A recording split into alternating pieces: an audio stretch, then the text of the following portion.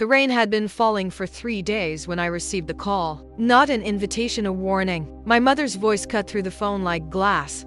"Don't even think about showing up, Sarah. You've caused enough damage to this family."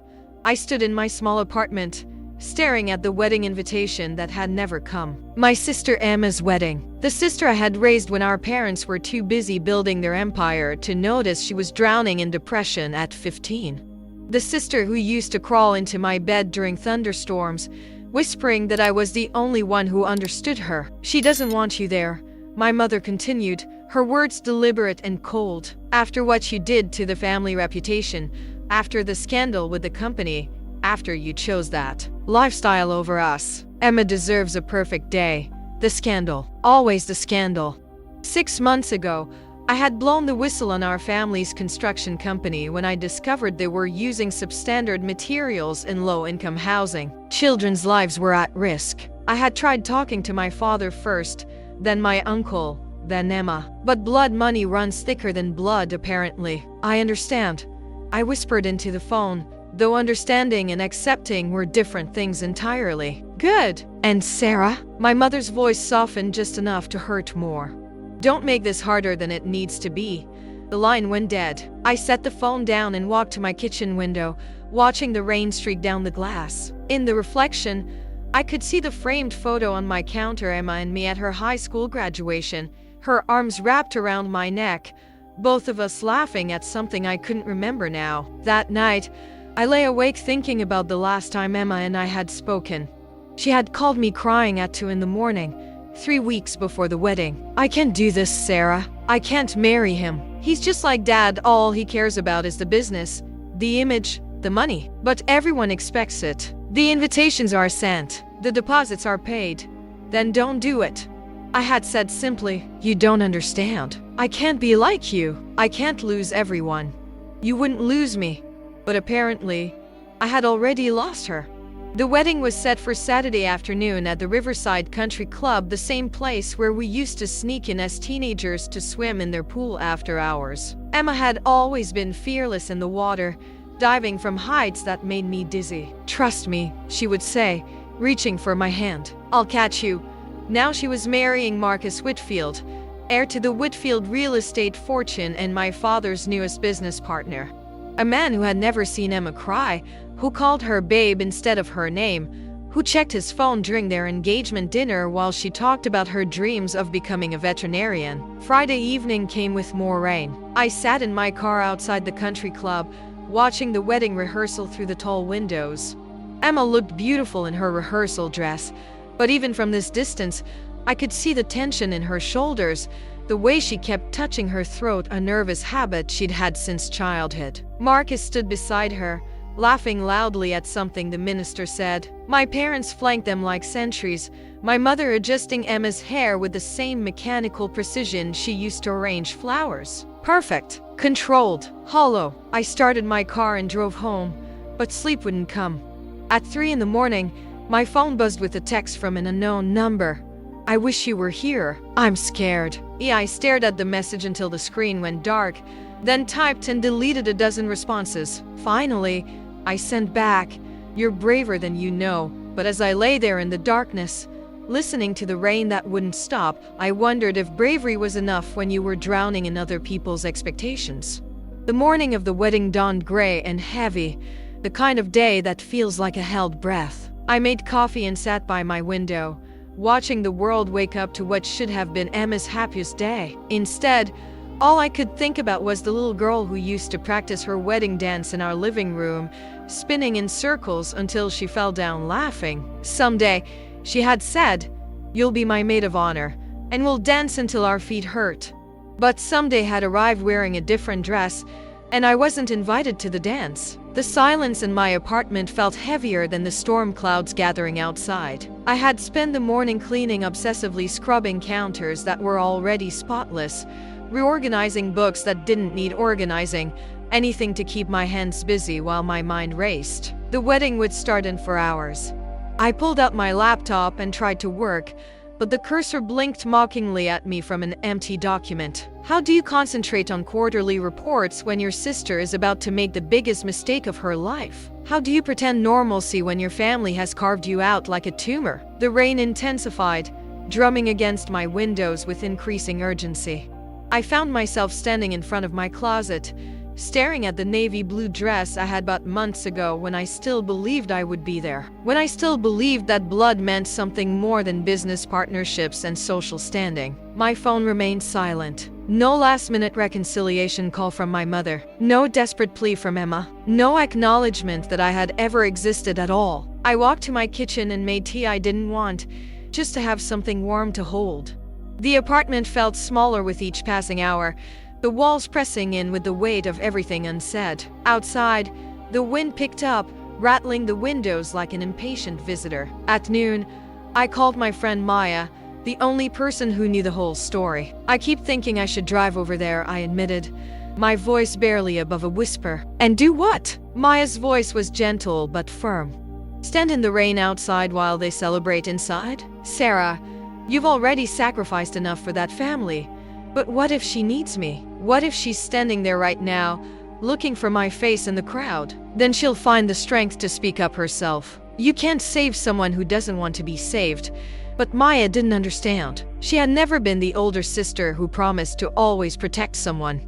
She had never held a sobbing 15-year-old who wanted to disappear forever, whispering promises that everything would be okay as long as they had each other. After I hung up, I sat in my living room and let the memories wash over me like the rain outside. Emma at 8, learning to ride a bike while I ran alongside her. Emma at 12, crying because the popular girls had been cruel, and me teaching her that their opinions didn't define her worth. Emma at 17, when she came home from her first heartbreak and we ate ice cream and watched old movies until dawn. You're the best sister in the world, she had said that night, her head on my shoulder. Promise me we'll always be close. No matter what. I promise. I had whispered back, meaning it with every fiber of my being. The afternoon stretched endlessly. I tried reading, tried watching television, tried anything to distract myself from the clock that seemed to be moving in slow motion. At 2 o'clock, I knew they would be taking photos. At 3, the guests would be arriving. At 4, Emma would be walking down the aisle toward a future that would slowly suffocate her dreams. I found myself standing at my window again, watching the rain create rivers in the street below. Somewhere across town, my sister was probably standing in front of a mirror, having her makeup touched up one final time. Was she thinking about me? Was she remembering all the times we had talked about her wedding day? How we had planned every detail together when we were younger? The storm outside seemed to mirror the turmoil in my chest. Lightning flashed in the distance, followed by the low rumble of thunder. I pressed my palm against the cool glass and closed my eyes, sending out a silent prayer to whatever forces might be listening. Keep her safe. Help her find her voice. At 3:30, my phone buzzed. Another unknown number, another message from Emma. I can't breathe. The dress is too tight. Everything is too tight. This time, I didn't hesitate. I typed back. Then take it off. Walk away. Come to me. But the message showed as delivered, never read. I imagined her phone being taken away, hidden in a purse or handed to a bridesmaid for safekeeping. The silence that followed felt like a door slamming shut. I sat on my couch and pulled a blanket around my shoulders, even though the apartment wasn't cold. The rain continued its relentless percussion against my windows, and I found myself counting the minutes, marking time until it would all be over. Until my sister would be married to a man who would never see her the way I did, brilliant, sensitive, capable of changing the world if only someone believed in her enough to let her try. The thunder grew closer, and with each flash of lightning, I saw Emma's face as it had been that last night she called me desperate, searching, hoping for someone to tell her she had choices. But I was here, and she was there, and between us stretched an ocean of family loyalty that I had apparently been foolish enough to think could be crossed. The clock on my wall ticked past 4 o'clock, and I knew it was happening. Somewhere across the city, in a room filled with white roses and crystal chandeliers, My sister was promising to love, honor, and obey a man who had never asked her what she dreamed about at night. I curled deeper into my blanket and tried to imagine her face. Was she smiling? Was she crying? Was she looking toward the back of the room, hoping against hope that I had defied them all and come anyway? The storm outside reached its crescendo just as the ceremony would be reaching its climax. Lightning illuminated my apartment in stark, brief moments, and thunder shook the building's bones. It felt like the sky was weeping for both of us. At 4:15, I couldn't stand it anymore. I threw off the blanket and paced to my bedroom, then back to the living room, then to the kitchen where I stared at the refrigerator without seeing it. My hands shook as I gripped the counter, and I realized I was holding my breath, as if by not breathing, I could somehow pause time and give Emma one more chance to choose differently. But time doesn't pause for broken hearts or family fractures. It moves forward with the same relentless certainty as rain falling from gray clouds. I thought about the last conversation I'd had with my father. 3 weeks after the whistleblowing scandal broke. He had come to my apartment the first and last time he had ever visited and stood in my doorway like a stranger. "You destroyed everything we built," he had said, his voice hollow with disappointment. 30 years of reputation gone, because you couldn't keep your mouth shut about things that weren't your business. "Children's safety was my business," I had replied, though my voice had trembled. "Those buildings could have collapsed. Those families got housing they couldn't afford otherwise. We gave them something. You gave them death traps." He had looked at me then with eyes that held no recognition, no warmth, no acknowledgement that I was his daughter. "Emma understands loyalty. She understands family. I thought you did too. I thought family meant protecting each other, not protecting profits. You're not my daughter anymore," he had said simply, and walked away. Now, sitting in my apartment while Emma married into the same world that had disowned me, I wondered if he was right. Maybe I wasn't their daughter anymore. Maybe I had forfeited that right when I chose conscience over comfort. But if that was true, then what was this ache in my chest? What was this feeling that a part of me was being torn away with every minute that passed? At 4:30, I knew they would be exchanging rings. I closed my eyes and tried to send Emma strength across the miles, tried to beam courage directly into her heart. "You can still say no," I whispered to my empty apartment. "It's not too late," but even as I said it, I knew it wasn't true. It had been too late from the moment our parents decided that family meant falling in line, not standing up. It had been too late from the moment Emma chose their approval over her own voice. The rain began to soften, transitioning from a downpour to a steady, gentle rhythm. I walked to my window and watched the water run down the glass in perfect, predictable streams. Everything was falling into place, just as it was supposed to. The wedding would end, the reception would begin, and life would continue exactly as my parents had planned it. I picked up my phone and scrolled through old photos of Emma and me. There we were at her college graduation, both of us grinning widely. There we were on a hiking trip last year, mud-splattered and laughing. There we were at Christmas, just 8 months ago, before everything fell apart. In that last photo, Emma was leaning against me, her head on my shoulder, both of us wearing matching ugly Christmas sweaters I had bought as a joke. She looked so young, so trusting, so certain that we would always have each other. I set the phone aside and walked to my kitchen, where I made another cup of tea I wouldn't drink. The ritual of it, the heating water, the steeping leaves, the careful pouring gave my hands something to do while my heart broke in slow motion.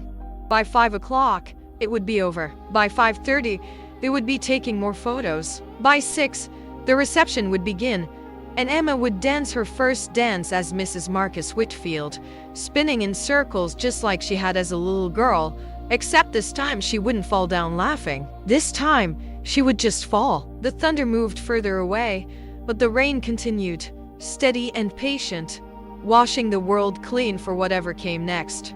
I sat by my window and watched it fall, marking time until my sister's old life officially ended and her new one began. And I waited, though I wasn't sure what I was waiting for anymore. The call came at 5:47. I was sitting in my darkened living room, having given up all pretense of doing anything productive, when my phone rang with a number I didn't recognize.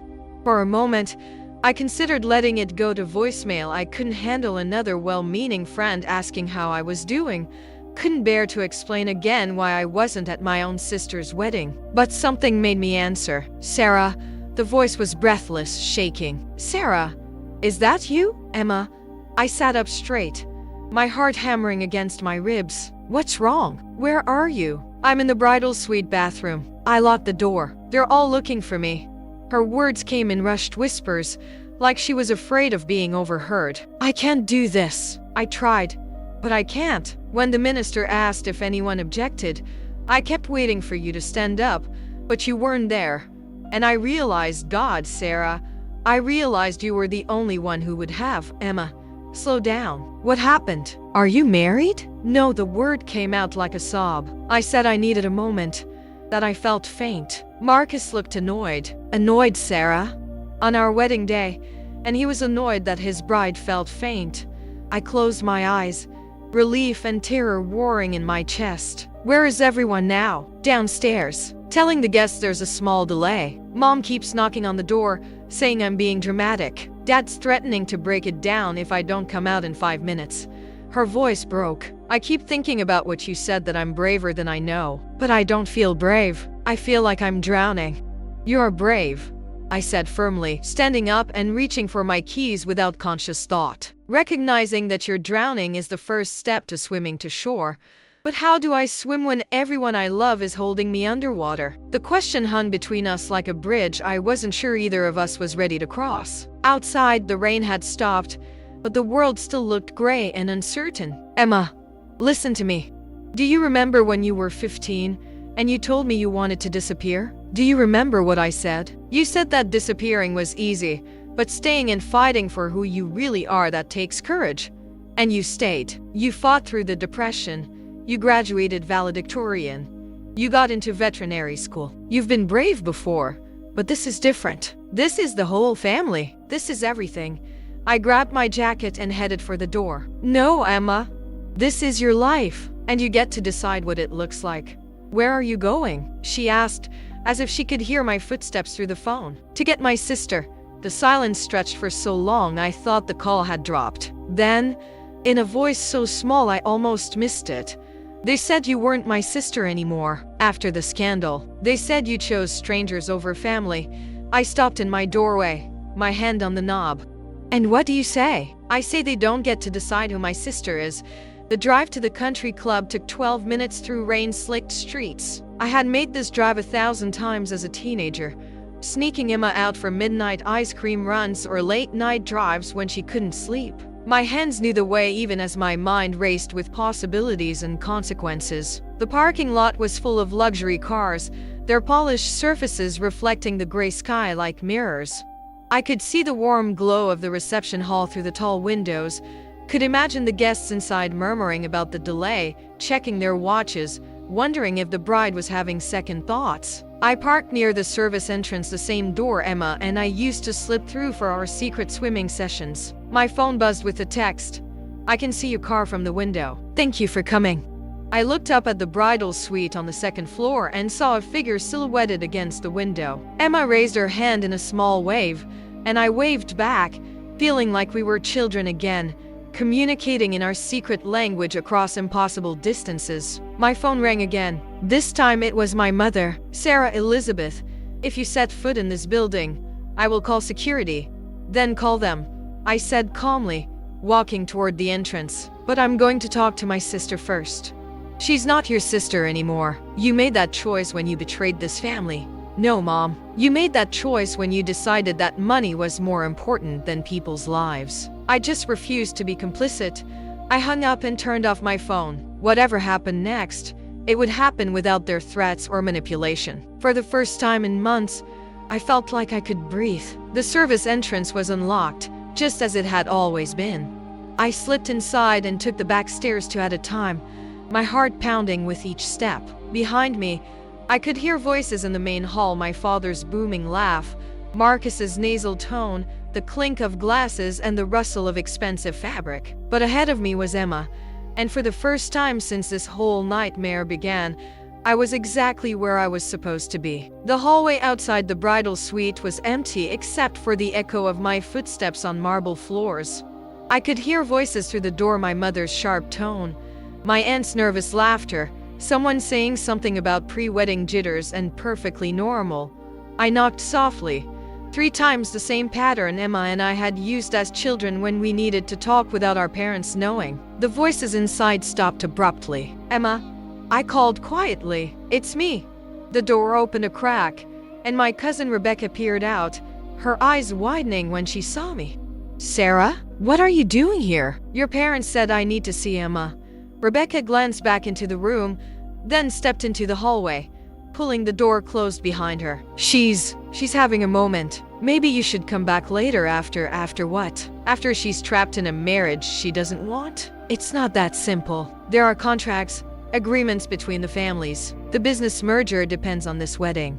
I stared at my cousin sweet Rebecca, who used to braid Emma's hair and teach us both how to apply lipstick, and realized she had become just another guardian of the family's interests. "Let me through, Rebecca."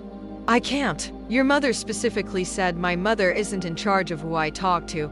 I reached for the door handle, but Rebecca stepped in front of me. "Sarah, please, don't make this harder than it already is." "Harder for who? For Emma, who's locked in a bathroom because she can't face marrying someone she doesn't love? Or harder for the family bank account?" Before Rebecca could answer, the door opened again, and my mother appeared. She looked immaculate as always, not a hair out of place, her makeup perfect despite the stress of the day. But her eyes held a coldness I had never seen before, not even during our worst fights. "You have some nerve showing up here. I have every right to be here." Emma called me. Emma is confused. She's overwhelmed. She doesn't know what she wants. She knows exactly what she wants. She wants out. My mother stepped fully into the hallway, closing the door behind her with deliberate care. "That girl has had every advantage, every opportunity. The best schools, the best connections, a future most people can only dream of. And you want her to throw it all away for what? Some romantic notion about following her heart? I want her to be happy." "Happy?" My mother's laugh was sharp and bitter. "Happiness is a luxury, Sarah. Security is what matters. Stability, family legacy. What about love? Love fades. Money doesn't." We stood there in the hallway, 2 women who had once shared a home, a name, a history, now facing each other like strangers. I could hear movement behind the door, footsteps, hushed voices, the rustle of fabric. "She's my daughter," my mother said finally, her voice softer but no less firm. "I know what's best for her. She's my sister, and I know who she really is.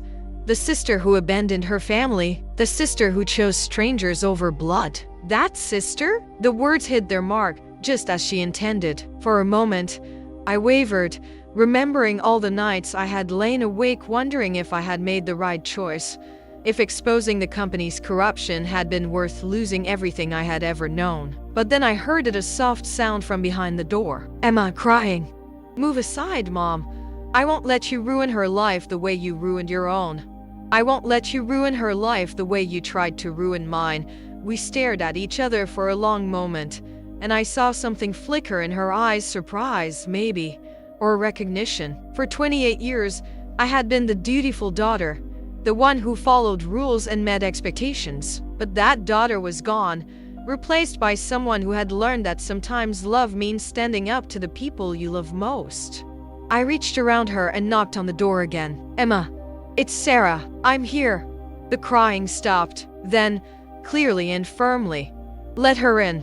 My mother's face went white. "Emma, honey, you're not thinking clearly. Let her in, Mom." Now, the door opened, and there was Emma, still in her wedding dress but with her veil askew and mascara streaked down her cheeks. She looked younger than her 26 years, vulnerable and scared, but there was something else in her eyes, a spark of defiance that reminded me of the little girl who used to climb trees despite our mother's protests. "Hi," she said simply. "Hi," I replied, and then she was in my arms, and I was holding her the way I had when she was 15 and broken, the way I had promised I always would. Her wedding dress rustled around us like expensive armor, but underneath it, she was just Emma, my little sister who needed someone to tell her she was brave enough to choose her own path. "I'm sorry," she whispered against my shoulder. "I'm so sorry I let them make me choose. You don't have to choose anymore." I whispered back. You just have to decide what you want. Behind us, I could hear my mother's sharp intake of breath, Rebecca's nervous shuffling, the distant sound of guests growing restless in the hall below. But for this moment, in this room filled with white flowers and broken dreams, there was only Emma and me and the promise I had made long ago to always protect her, even if it meant protecting her from our own family. Emma pulled back from our embrace, her hand still gripping my arms as if I might disappear. Her wedding dress, which had looked so perfect in all the photos I hadn't been invited to see, now seemed like a costume she was desperate to shed. I keep thinking about what you said that night I called you, she whispered, glancing nervously at our mother, who stood frozen in the doorway, about how I wouldn't lose you if I walked away. But I was so scared of losing everyone else. And now, she looked down at her hands, at the engagement ring that caught the light from the crystal chandelier above us. Now I'm more scared of losing myself. Our mother stepped forward, her composure cracking just slightly. Emma, sweetheart, you're having cold feet. It's normal. Every bride feels this way. But once you walk down that aisle, once you see Marcus waiting for you. Marcus checked his phone during our vows, Emma said quietly, not looking up. When I was promising to love him forever, he was reading a text about the stock market. The room went silent except for the distant sound of rain starting again outside. Rebecca shifted uncomfortably by the window, and I could see our Aunt Patricia hovering near the vanity, her face pale with the realization that this wasn't just pre-wedding nerves. The merger, our mother began. The merger can happen without me marrying someone who doesn't love me, Emma interrupted, finally raising her eyes. Dad has other daughters-in-law he can use for business deals. That's not fair, Emma. This isn't just about business. Marcus cares about you. Marcus cares about what I represent. The connections, the social standing, the perfect wife who will smile at his business dinners and never ask uncomfortable questions about where the money comes from. I watched our mother's face as the truth of Emma's words settled in. For just a moment, I saw a flicker of recognition, a memory perhaps of her own wedding day 30 years ago, when she had made similar promises to a man who valued her pedigree more than her dreams. You don't understand, our mother said finally, her voice smaller than before. Once you're part of this world, once you have security, you can find happiness within it. I did. Did you? Emma asked gently. Are you happy, Mom? The question hung in the air like incense, heavy and impossible to ignore. Our mother opened her mouth to answer, then closed it again, her perfectly applied lipstick trembling slightly. From downstairs came the sound of footsteps on marble, voices raised in concern. Someone was coming to check on the bride. They're getting impatient, Rebecca said nervously. Emma, maybe you should just what? Just go through with it? Just sacrifice my life for everyone else's comfort? Emma's voice was getting stronger, more certain with each word. I've been doing that for years, and look where it got me, standing in a wedding dress, crying because I'm about to promise my life to someone who doesn't even see me. The footsteps on the stairs grew louder. I could hear my father's voice, Marcus's nasal tone, the wedding planner's frantic whispers about schedules and photographers. Emma looked at me, her eyes wide with sudden panic. What do I do, Sarah? How do I walk away from all of this? The same way you walk toward anything, I said, taking her hands, one step at a time. But everyone's here. The flowers, the cake, the photographer, none of that matters if you're not happy. The money Dad spent is his choice to waste. The embarrassment will fade, but regret lasts forever. She squeezed my hands tighter, and I could see her making the calculation in her head, weighing years of family expectations against the possibility of a life that was truly her own. The door burst open, and our father strode in, his face red with frustration and barely contained anger. Behind him came Marcus, looking more annoyed than concerned, and the wedding planner, clutching her clipboard like a shield. Enough, our father boomed, his voice filling the room. Emma, you're coming downstairs right now. The guests are asking questions, the photographer is charging overtime, and Marcus has been patient long enough. I'm not going anywhere, Emma said quietly, but her voice carried clearly across the room. What did you say? I said I'm not going anywhere. Not down that aisle, not into that marriage, not into a life that isn't mine. Our father's eyes found me standing beside Emma, and his expression darkened. This is your doing. You poisoned her mind against her own family. I didn't poison anything. I just reminded her that she has choices. Choices? Marcus stepped forward, his face flushed with embarrassment and anger. We have contracts agreements. This isn't just about feelings, Emma. This is about business, about our family's futures. Then you marry the business, Emma said, reaching behind her neck to unclasp the pearl necklace our grandmother had worn at her own wedding. Because I'm done being a transaction. The necklace fell to the floor with a soft click, and in that sound, I heard the breaking of chains that had bound our family for generations. You're making a mistake, our father said, his voice deadly quiet. If you walk away from this, you walk away from everything. The family, the money, the life we built for you. Emma looked at him for a long moment, then at our mother, who was crying silently by the door. Finally, her eyes found mine. Then I guess I'm walking away, she said, and for the first time in months, she smiled. The silence that followed Emma's declaration felt like the moment between lightning and thunder charged with electricity, heavy with consequence. Our father's face went through a series of expressions: shock, disbelief, and finally, a cold fury I had seen only once before, the day I had walked into his office with evidence of the company's corruption. You ungrateful, he began, but Emma cut him off. Don't. Her voice was steady now, stronger than I had heard it in years. Don't you dare call me ungrateful for refusing to be grateful for a cage. Marcus stepped forward, his face a mask of wounded pride and calculation. Emma, think about what you're saying. Think about what you're giving up. We're perfect together. Everyone says so.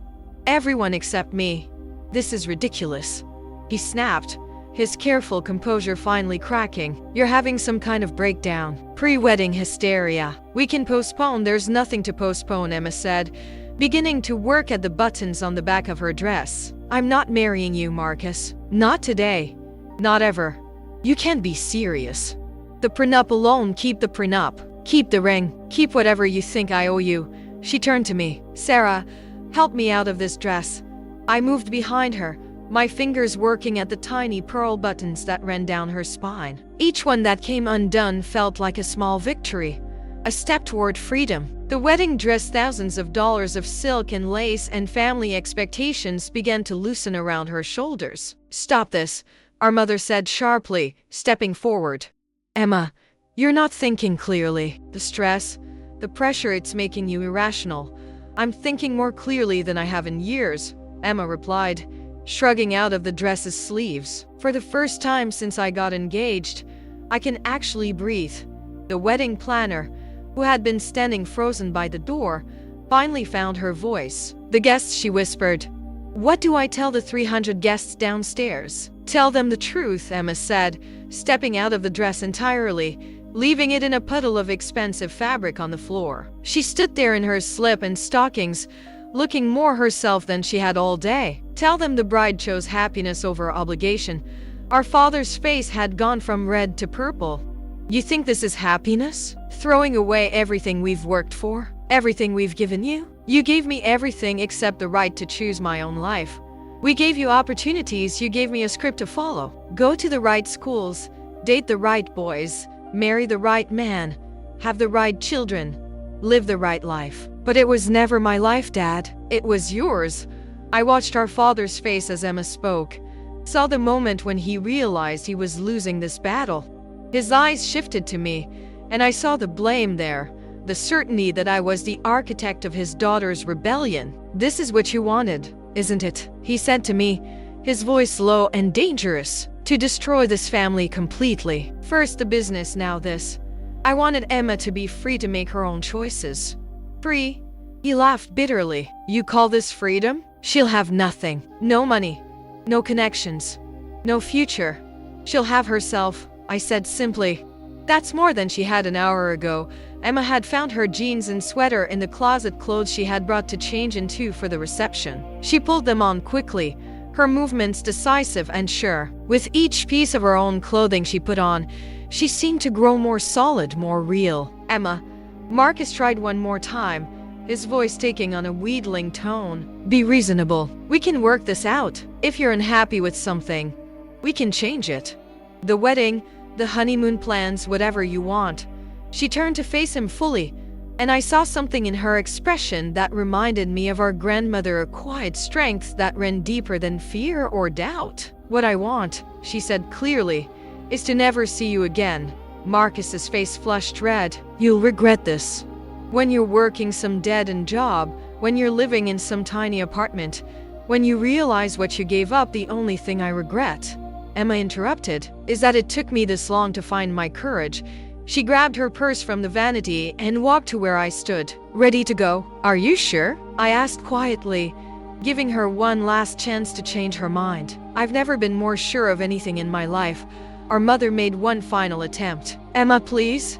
Just think about this for one more day. Sleep on it. If you still feel this way tomorrow, I'll feel this way tomorrow. And the day after that. And every day for the rest of my life, Emma said gently. Because this isn't about the wedding, Mom. This is about who I am and who I want to become.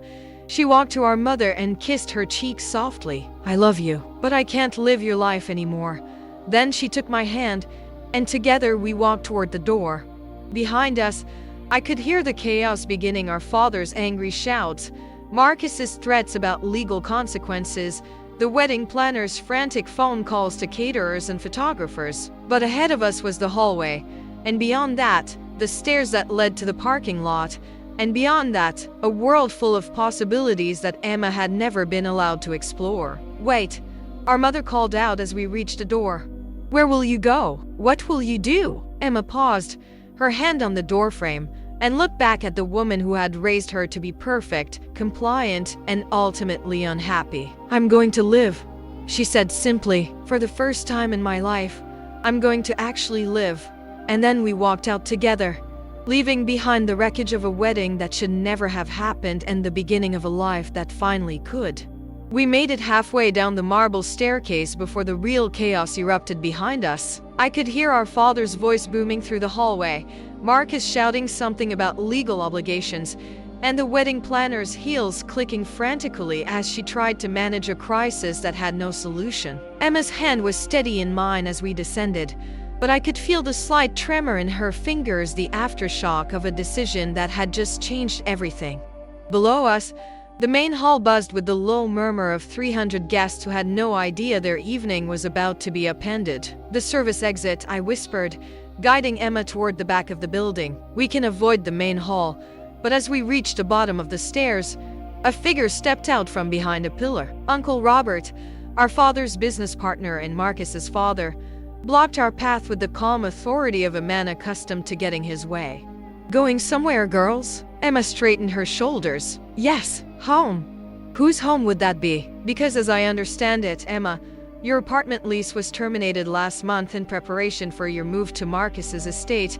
I felt Emma's grip tighten on my hand. In all the chaos of the wedding preparations, I had forgotten about the practical details, how thoroughly her old life had been dismantled to make room for her new one. She'll stay with me, I said firmly.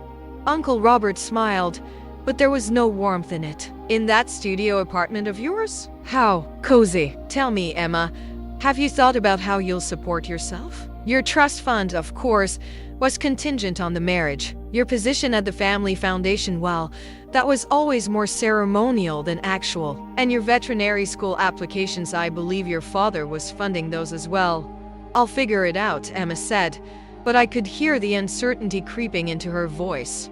Will you? Do you have any idea what it's like to live without the safety net you've had your entire life? To work for minimum wage, to worry about rent, to realize that principals don't pay for groceries? He was doing it deliberately, methodically chipping away at Emma's resolve with the precision of a man who had spent decades manipulating people through their fears.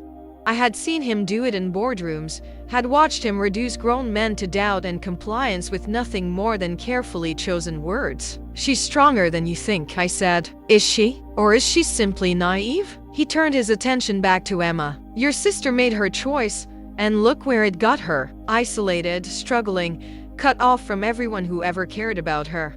Is that really the life you want? It's better than a life that isn't mine, Emma replied, but her voice was smaller now. Idealism is a luxury for people who can afford it, Uncle Robert continued. You've never been hungry, never been truly alone, never had to choose between paying rent and buying medicine. Your sister has. Ask her how fulfilling it's been. I wanted to argue, to tell him that my life had meaning even without their money and approval. But the truth was, the past 6 months had been harder than I had ever imagined. There had been nights when I lay awake wondering if I had made the right choice, mornings when I questioned whether my principles were worth the price I was paying. But then I looked at Emma, saw the fear and doubt warring with determination in her eyes, and I remembered why I had made that choice in the first place. You're right, I said to Uncle Robert. It has been hard. I've struggled. I've been lonely. I've wondered if standing up for what's right was worth losing everything I thought I wanted. Emma's face fell, and I saw Uncle Robert's satisfied smile. But, I continued, I sleep at night. I look at myself in the mirror every morning and recognize the person looking back at me. I may not have much, but what I have is mine, earned honestly, chosen freely, lived authentically. Can you say the same? Uncle Robert's smile faded. Emma, I said, turning to face my sister fully. He's not wrong about the challenges. It will be hard. You'll have to work jobs you don't love, live in places that aren't perfect, make sacrifices you never imagined. But you'll also have something you've never had before, the right to make your own mistakes, to choose your own path, to become whoever you're meant to be. And if I fail, then you'll fail as yourself, not as someone else's idea of who you should be. From upstairs came the sound of footsteps, our father and Marcus, probably, coming to finish what Uncle Robert had started. Emma looked toward the sound, then back at me, then at Uncle Robert, who was watching her with the patience of a predator who knew his prey was cornered. Last chance, Emma, he said softly. Walk back up those stairs, put the dress back on, and everything goes back to normal. Your trust fund, your future, your family, all of it waiting for you. All you have to do is say I do to a life that's already been planned, already been paid for, already been approved. Emma was quiet for a long moment, and I could see her weighing the choice: security against freedom, certainty against possibility, the known against the unknown. Then she did something that surprised us all. She laughed. It started as a small chuckle, but it grew into something bigger, brighter, more genuine than any sound I had heard from her in months. She laughed until tears ran down her cheeks, until Uncle Robert stepped back in confusion, until the footsteps on the stairs paused. You know what's funny? She said, wiping her eyes. 6 months ago, I would have been terrified by everything you just said. The idea of being poor, of struggling, of not having a plan, it would have sent me running back to the safety of other people's choices. And now, Uncle Robert asked warily, now I realize that I've been poor my whole life. Poor in spirit, poor in choice, poor in the kind of courage it takes to live an authentic life. I've been so busy being afraid of losing things that I never stopped to ask if they were worth having in the first place. She took a step toward the exit, pulling me with her. So thank you, Uncle Robert, for reminding me exactly why I'm walking away. Emma, no, she said firmly. I'm done listening to people who think my life is a business transaction. I'm done being afraid of disappointing people who were never really proud of me anyway. And I'm done pretending that a cage is comfortable just because it's made of gold.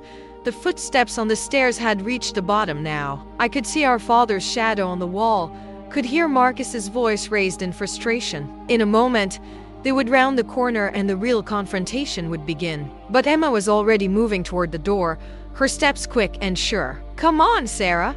Let's go home. Where? I asked, matching her pace. Wherever we want, she said, and pushed open the door to the outside world. The rain had stopped, and the evening air felt clean and full of possibility. Behind us, I could hear Uncle Robert calling our names, could hear the commotion as our father and Marcus realized what was happening. But ahead of us was my car, and beyond that, a future that belonged entirely to us.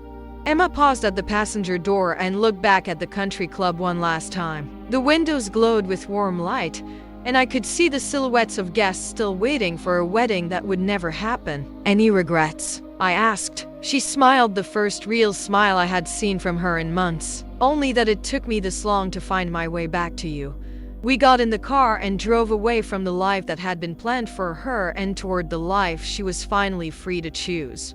And as the country club disappeared in the rearview mirror, I heard Emma whisper something that made my heart soar. "Thank you for saving my life," but I knew the truth, she had saved her own.